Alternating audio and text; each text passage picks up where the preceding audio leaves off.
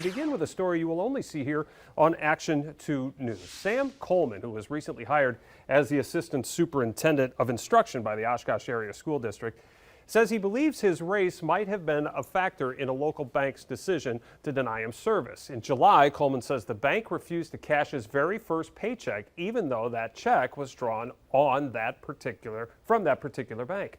Our Jason Zimmerman will bring us a story tonight at 5 and 6. He joins us now with a preview on this. So let's take viewers through the process that you have to work through on a story like this. First off, how did this come to your attention?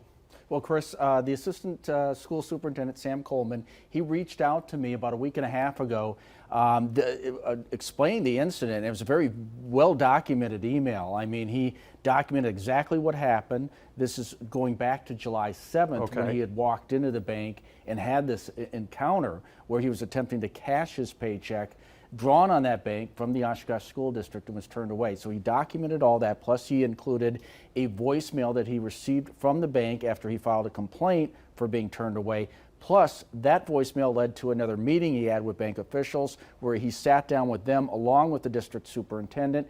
He actually recorded that conversation and included that to us as well. So I had to go through and vet all that information. All right, so you vet all that. Let's talk about that recording real quickly. Is that legal for him to record that conversation? That's one of the things that we had to spend some time to check into, and we had many conversations with our legal team to determine whether or not we could record or air portions of that recorded interview.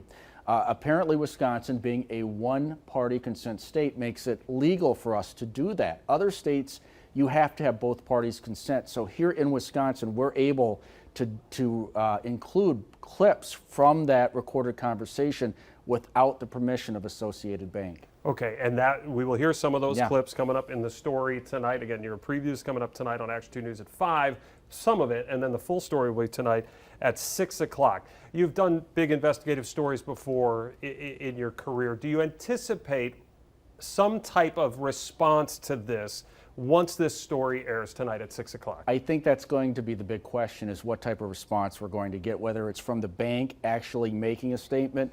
We've reached out to them countless times over the course of the last week, and Associated Bank has not been willing to say anything about this matter. They will only confirm that they're aware of the allegations and that they're still looking into it, but would not say anything about the matter. Now, it's a different story in some of the recordings that we were able to obtain in those private conversations.